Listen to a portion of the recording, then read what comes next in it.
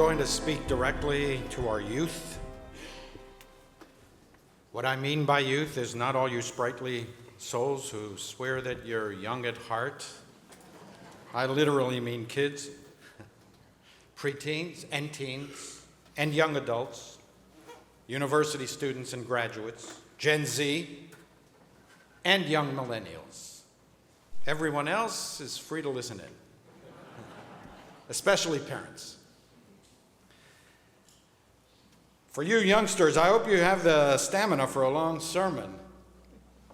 I've heard from our youth in previous years, that it's become a badge of honor to be able to sit through one of Rabbi Hirsch's sermons. They come up to me afterwards, they say, I stayed till the end with great pride.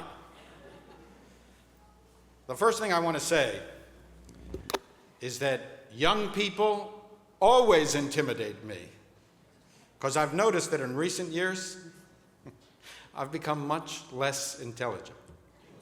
When I was your age, I was really smart. I knew practically everything there was to know. I had all the books I read, the essays I wrote, the diplomas I earned, and the exams I passed to prove it. You should have seen me in my younger days. The solution to all the problems of the world were so obvious and simple. I could solve all of them. If only my parents' generation, who actually created those problems, would just listen to me. I'm not really sure where all my intelligence went in the last few decades. So whenever I say something to or about younger people, I'm never sure whether I'm offering age-old wisdom or I'm just an aging boomer, shaking my fist in the air and cursing the winds of change as has every generation before me. Over 2,400 years ago, Socrates criticized the young of his age. Our youth have now bad manners, contempt for authority, they show disrespect for their elders, and tyrannize their teachers. And that was Socrates. You kids study Socrates yet? You know what happened to him? You know what happened to Socrates? He went around Greece giving everyone advice, and they poisoned him. They said he corrupted the minds of Athenian youth.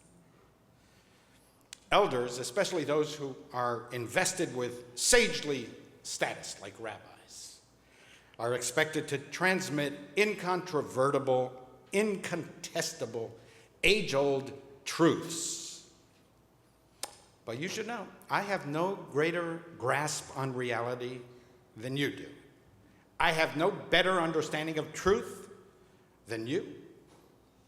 I'm kind of in the dark, like everyone else, just trying to do my best, secure in my insecurities and certain in my uncertainties. And therefore, young people,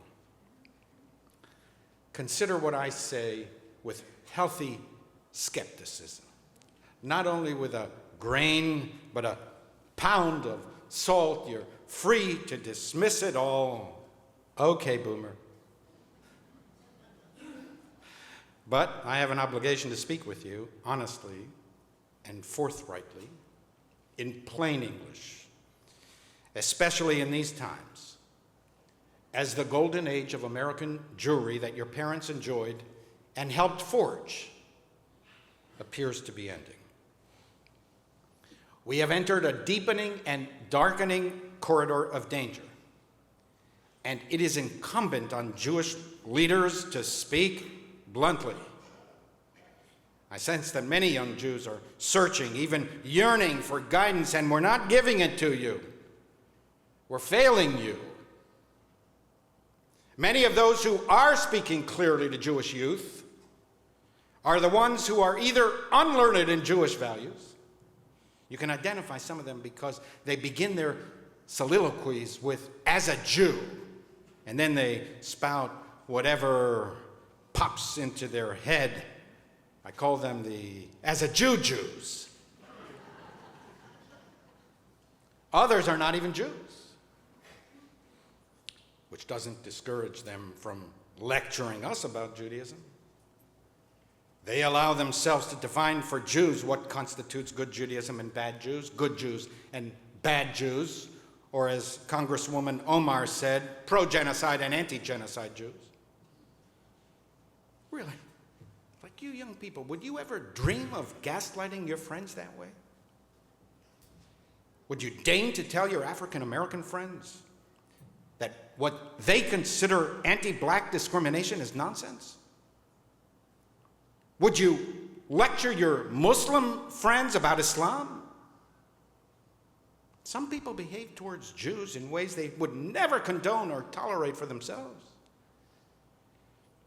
As you make your way in the world, remember that like every other minority group and like every other faith and practice, Jews get to define Judaism.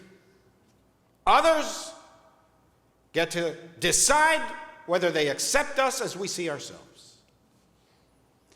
And even if you young people disagree with and dismiss my thoughts, and based on some angry letters and emails that I've received in past years throughout the United States, many will still. I won't be offended or discouraged, because you should know one thing. I love you. Not personally, of course. I don't even know all of you. The many of you who I do know are terrific people, even if sometimes I think your views are wacky and your preferred political candidates are, how shall I put this, undesirable. What I mean is that I love the idea of you. I've been thinking of you my entire career. Everything I've done, everything we aspire to achieve here is in one way or another connected to you. You are our future, whether we like it or not, or you like it or not, or you are prepared or not. My generation will soon be handing over to you this entire miraculous edifice we call Judaism. And then it will be your turn to move the Jewish wheel forward as you see fit, as have generations before you from time immemorial, and who brought Judaism to you without you having to lift a finger. In her final years, my mother casually said something to me that at first I thought was just the resignation of someone who knew her days were coming to an end, but upon reflection, I now consider enormously profound. As I was leaving my parents' assisted living facility after a 3-day visit, at the entrance to the building, as I was waiting for the valet to bring my car, my mother suddenly faced me. By then, she was so short that she reached even only my chest. And she said, "Look how orderly and certain are the generations. One generation goes, the next comes." Now, this is common knowledge, not breakthrough, earth-shattering wisdom. Already 2,000 years ago, Ecclesiastes wrote, "Dor olech v'dor ba." One generation goes, another comes. But looking back, I realized that my mother was not merely proclaiming a common truth, some cliche about the comings and goings of the generations. She was saying, I know my end is near. I will soon pass on, as have almost all my friends and relatives. I must give way to you. What I think my mother understood in the deepest visceral way is that the ordering of the generations is not merely a scientific or biological fact. It is a moral judgment, God's will. One generation is meant to give way. One generation is meant to take over.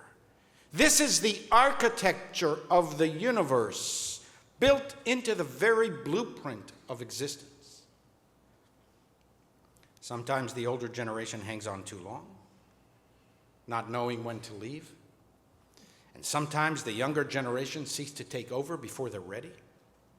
Still, the process is inevitable, ineluctable, and indispensable. And therefore, dear younger friends, it will soon be your turn. It must be your turn. You must evolve from the common truth, one generation gives way to the next, into the personal truth. I must step up. There's a short but profound midrashic passage. Shlosha shemot nikru lo la'adam. Each person is known by three names. The name his parents call him, the name others call him, and the name which he earns for himself. And the passage concludes, Tov mikulan, ma shekonehu la'atzmo. The most important name is the one we earn for ourselves. To all of our magnificent young people, my prayer for you is that you honor your three names. First, the name your parents gave you. When we are born, we have no agency. We are acted upon. We receive. We do not give. We inherit. We do not bequeath. Our name was bestowed upon us. No one asked us. We had no choice in the matter. You are Jewish, and many of you received Hebrew names from your parents at birth because of those who came before you. This miraculous chain of transmission that began millennia ago in the ancient Near East has led to you in 21st century New York City. Many times this chain was almost broken, both in your family and the broader Jewish family. But your people was implanted with enormous forces of will that you have inherited, that allowed us to rise time after time. Even the great civilizations thrived but for a moment. Once knocked down, they couldn't get up. The distinctive attribute of the Jew is not that we were knocked down, but that we got up time after time. That is the name that your parents gave you. We who have been through so much together, seen so much, endured so much, we have walked through the valley of the shadow of death together and have climbed the highest heights. We belong to the Jewish people. And that means that we have a debt to those who came before that must be repaid, perpetuating Jewish life for those who come after. No matter how far you think we have strayed, no matter how wrong you think we are, do not turn your backs on our people, and heaven forbid, do not join our enemies who seek our destruction. I suspect that part of what infuriates contemporary anti-Semites, as their soulmates from centuries past, is the basic fact that we're still here. There is no example, no precedent in the entire history of civilization that a people this small should have such outsized influence on so many human endeavors. They've tried to eliminate us in every which way, anti-Zionism being the latest and safest incarnation. You don't even have to say Jew anymore. Zionist or Israel suffices. The breadth and depth of the hate is staggering. No country on earth is more slandered, harassed, harangued, and bullied, even by its friends. And still, Israel thrives, contributing mightily to Western life. This tiny state with few natural resources, surrounded by the most vicious fanatical foes. Israel should be losing these wars, and yet we just keep on coming back. keeping on. Most of all, they hate us because they can't understand how we're still here, says one of the characters in the prayer for the French Republic. Alas, it's harder now to be an American Jew. It is not only the increasing and intensifying episodes of violent Jew hatred.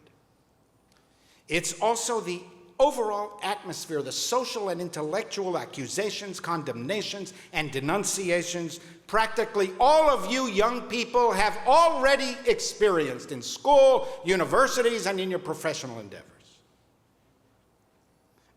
Expressing our Jewish identity in public now often carries a price. This was always the norm throughout Jewish history. But the past 50 years in America have been the blessed exception. It was easier for your parents. We are reverting to the historical mean. And history chose your generation to contend with the change. I know it's a burden. But it is also your privilege to bear this burden on behalf of the Jewish people and all the past generations of Jews who bequeathed our heritage to you. I hope that the challenges and anxieties of our times strengthen your commitment to our people and create a fierceness of Jewish identity in you that perhaps didn't exist before. After all, it's the very will to live Jewishly with meaning, purpose, and dignity that previous generations held onto in the face of obstacles greater than ours that led to our being here today. And it's now your task to build the next link in the chain, as 150 generations of Jews have done before you. Do not follow some Jews off the cliff of Jewish life. There will be no Jewish future for you if you separate yourselves from the mainstream of our people. Be critical, even harshly, when necessary. Israel and the American Jewish community and Judaism itself are not beyond criticism. Dispute, argumentation, and disagreement are in the very bloodstream of Jewish life. We worship God, not states, and not people. But we also need to learn to love ourselves again. If you abandon your community, sooner or later, you will lose your Jewish name, the one your parents gave you. 2, the name others call us. The name our parents gave us demanded nothing of us. Our other names are the result of volition, choice, how we see our purpose and destiny, what we wish to make of ourselves, how we want to act. In truth, we do not have as much control as we would like over how others see us and the names they call us. It's human nature to make assumptions about people based on their immutable characteristics, their height, their health, the color of their skin, the sound of their voice. People will make assumptions about you based upon your nationality, religion, where you were born, where you grew up, what your parents do. When they learn you're Jewish, some will welcome that, embracing you warmly. But many at school, university, and in the public domain will accuse you of genocide, baby-killing, exploitation, oppression, and the new sin of being white, even though many of you, and more than half of the Jews of the world, are Jews of color, not of European descent. These names are variations and mutations of the names they have called us for centuries. They accuse the Jews of poisoning the wells, kidnapping Gentile children, disloyalty, conspiracies to rule the world. None of the current accusations are new. They go back centuries. But they are now clothed in 21st century garments. They're so ingrained in the fabric of Western life that many of those who you will meet will not even be aware that they are regurgitating age-old anti-Semitic tropes. Even though you don't have as much control as you would like over the name others call you, you have more control than you think. Exercise your prodigious will, intelligence, and talents to seize back as much of your good name and that of your people as possible. Stand up for yourselves. Stand up for our community. Be proud Jews. On the one hand, you will make fierce enemies. You will lose friends. You might be kicked out of clubs. Climate activists might want to impose on you their ideological purity tests and demand that you check your support for Israel at the door. Gays for Palestine, who would actually be killed if they promoted a gay lifestyle in Palestine, might feel triggered by a Zionist on campus. If they kick you out of their clubs, and it's contrary to school policies, demand fairness. If they kick you out of their clubs and they are allowed to do so, or the atmosphere is simply too toxic, establish your own clubs. That's what Jews did a century ago. And soon, our clubs became so excellent that people wanted to join us. They wouldn't let Jews into white shoe law firms. So your grandparents and great-grandparents established their own firms. And within 2 decades, everyone fought to get into those firms. And eventually, some Jews became the senior and managing partners of the whitest of white shoe law firms. Do not confuse moral conviction with moral preening and virtue signaling. Stand up for the truth. Not only your truth. That phrase is an unserious banality, typical of the lazy thinking of our times. Stand up for the truth. Without pursuing truth, the assumption that the truth wins out is just a prayer, not a plan, a platitude, not a program. Stand up for yourselves. Passing through the fires of injustice and emerging on the other side strengthens us even if we get flamed in the process. Inclusion is good, but not at the price of your soul. Popularity is good, but not at the price of your integrity. Acceptance is good, but not at the price of performative virtue signaling.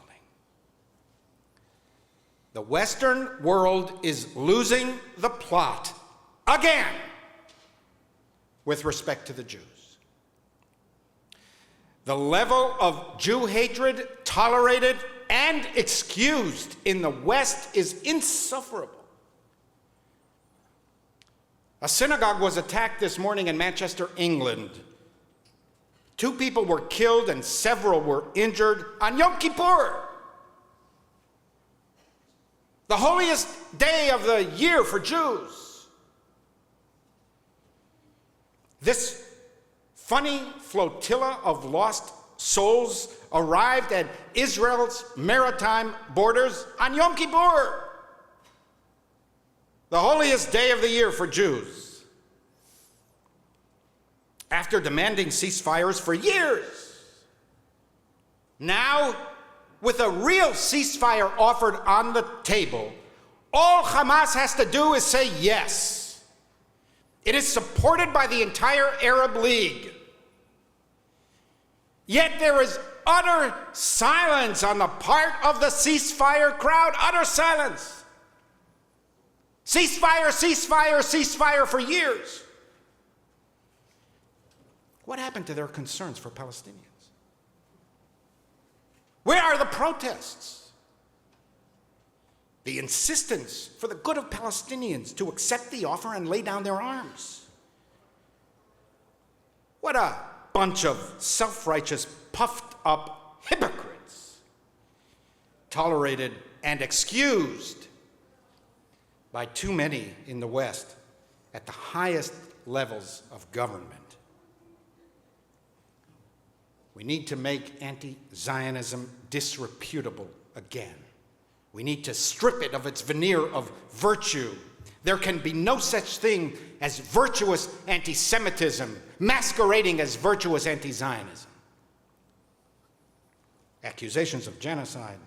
Anti-Zionism as they mean it, not a nice little seminar in some kind of university. Anti-Zionism as they mean it,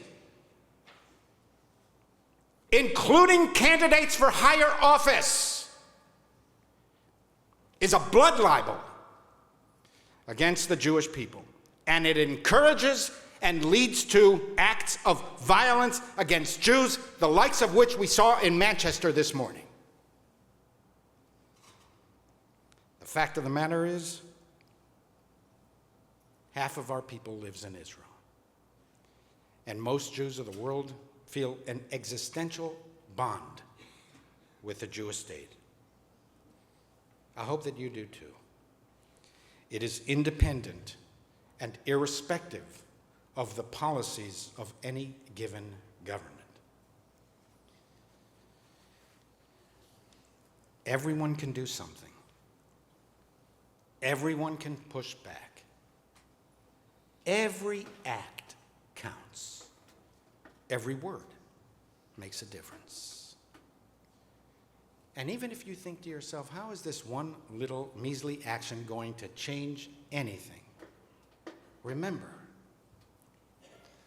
your goal is not only to repair the world, but also to repair yourselves by defending your principles, your values, your self-respect and dignity in what is often a contaminated moral environment. You will be stiffening your backbone. You will prove to yourself that you can stand up to adversity, that there are values worth fighting for and sacrificing for, and that it is your responsibility to participate in the fight for justice, righteousness, and decency. And if you do nothing, which is how so many behave, you should know that doing nothing is also something. Non-action is action too. Roman historian Cato the Elder taught that never is a person as active as when they do nothing. You will then just be handing your future over to others so that they will set the course of your life and the direction of our society. But if you act, you will free yourself from the frustration, cynicism, and sense of powerlessness. Yes, it might bring you into some confrontation with those who have different values, and they may kick you out of their clubs. But you know what? Even that will be a form of liberation. You will be free of the tyranny of the mob forcing you into straitjackets of conformity. And you know what will happen then? Even without seeking it, people will gravitate to you. You will awaken, rouse, and motivate them. Everyone resonates to the thrilling sounds of inspiration, those unique vibrations of authentic commitment that pluck the strings of our heart and excite the music of our soul. Exceptional times produce exceptional people. I've met some of your extraordinary peers, amazing, incredible individuals who did not ask to be placed into the fires of adversity. They just wanted to go to school and get a degree. But they stood up and met hateful forces head on. And they have become heroes. Young people who have made a dramatic, historic difference. They stood up at Columbia, Harvard, UCLA, and many other campuses. And see what they inspired? These institutions now admit that they failed miserably to protect Jewish students.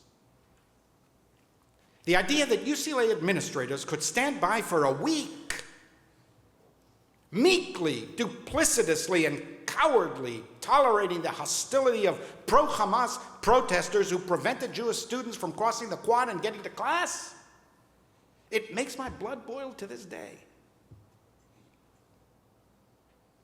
Not because of the hateful students. I know where they're coming from and do not expect anything more of them. It was the administrators, the so-called adults in the room, who so disappointed and outraged me. They knew it was wrong. They didn't need lawsuits to tell them.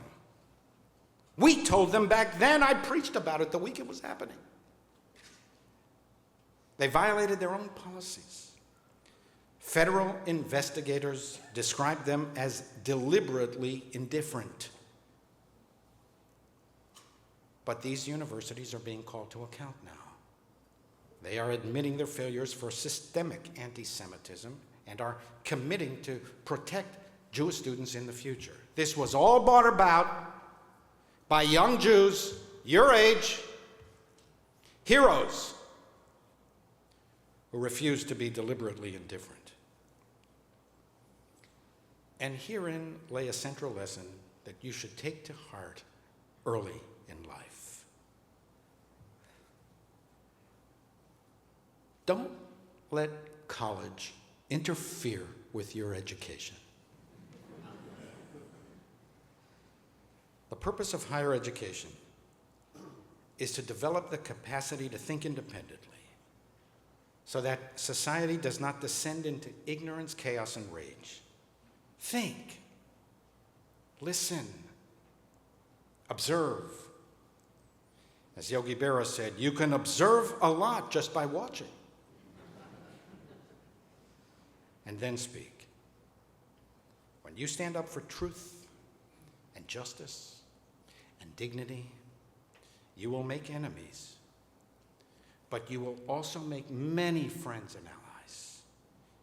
And you will live much more productive lives, more satisfying lives, because you will stay true to the principles that will guide you and light the way for the rest of your lives, even in dark times. Beware of illiberal orthodoxies masquerading as progressive moralities. Learn to distinguish between liberalism and leftism. The illiberal left, as the illiberal right, inevitably leads to anti-Semitism. It's always the case, as certain as night follows day. Illiberalism is always bad for Jews, and is always bad for free societies. True liberals are open-minded. We have a passion for dialogue, debate, and disagreement. True liberals do not rush to judgment. We avoid dogmatic orthodoxies. We want to learn. We seek to develop the capacity for critical reasoning. We pursue evidence, logic. We are independent-minded. And we do not take kindly to people inflicting on us contorted conformities.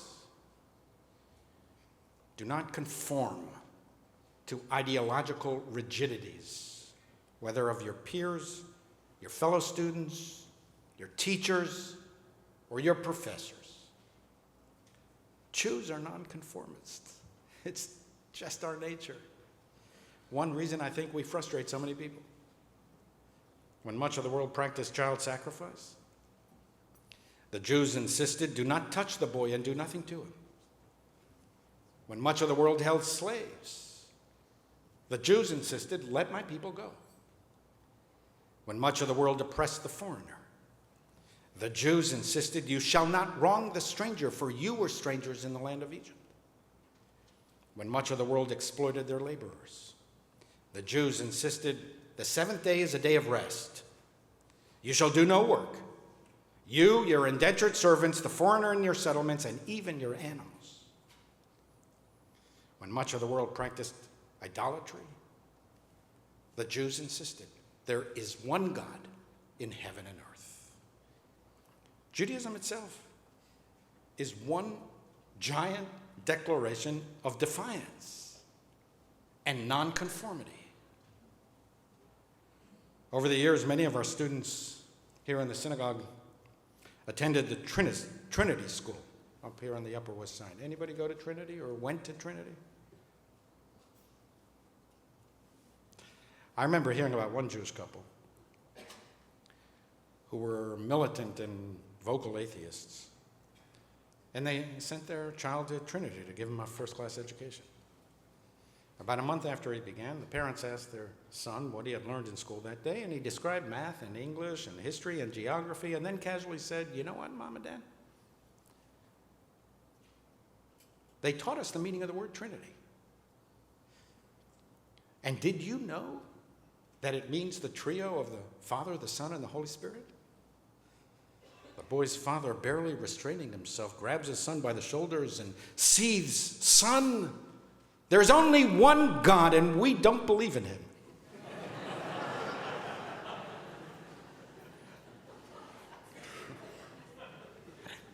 Even atheist Jews, even those who never studied a Jewish text, somehow they have inherited this distinctive Jewish characteristic not to conform, to stay true to our values.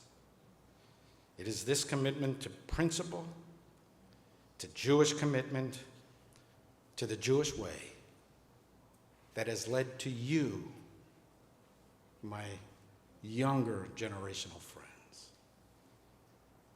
3, the name we make for ourselves. This is the most important name of all. How you see yourself will determine your satisfaction and happiness for the rest of your life. Do you like yourself? Are you proud of yourself? Can you live with yourself? The answers are entirely up to you. Your mistakes will no longer be your parents' fault.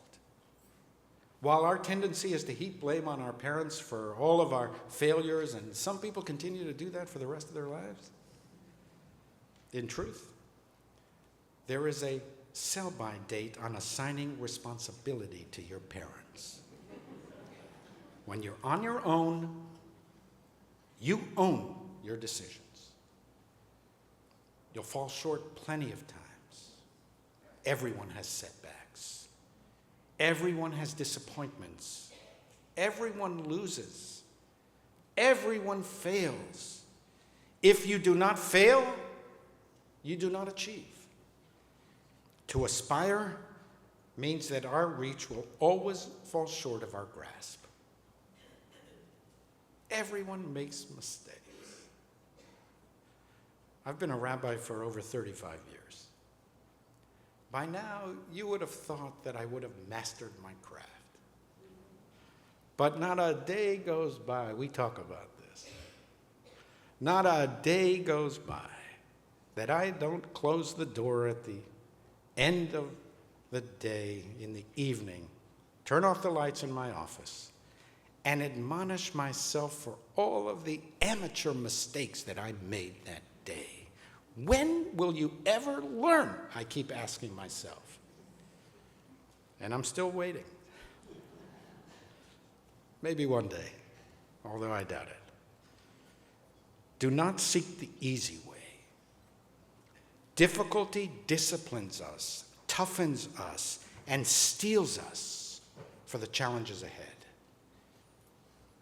In his fantastic commencement address this year at Dartmouth, tennis champion Roger Federer told the graduates, was anybody there, by the way, for the commencement at Dartmouth this year?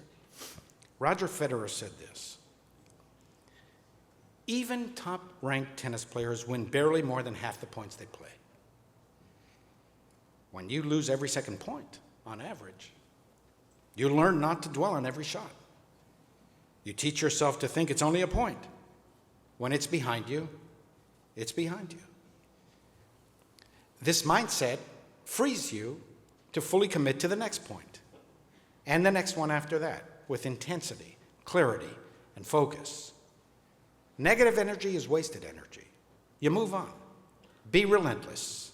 Adapt and grow. Work harder. Work smarter. Remember, work smarter. That's great wisdom from this tennis star. Dear young people, you never had to prove that you cared about Judaism. Until perhaps recently, you never had to pay a price for your beliefs. You never had to sacrifice for Judaism. You have no idea how rare that is in Jewish history. America embraced our people with real affection and generosity. But to sacrifice for the sake of an ideal is the essence of a meaningful life. If we do not have to work hard for something, we have a tendency to take it for granted. Now is your opportunity to demonstrate that you do not take Judaism for granted. You don't have to be Jewish nowadays. It's your life. Do with this miraculous and fleeting gift as you see fit. If you're not sure what you want, you still have plenty of time to work it out. For most of you, Judaism was the name your parents gave you. You didn't make that decision. It was imposed upon you at birth. But at some point, you must make a decision. A non-decision is also a decision. If you want to be Jewish, if you want a Jewish future for yourself, your posterity, and your community, you must move from the generalized truth of the ordering of the generations to the personal truth that it is you who will forge the next phase of the Jewish saga. You will change things, that's certain. Every generation does. We did too. But beware and be careful. Not all change is good. Sometimes the new is bad. And sometimes improving what already exists is better. Either way,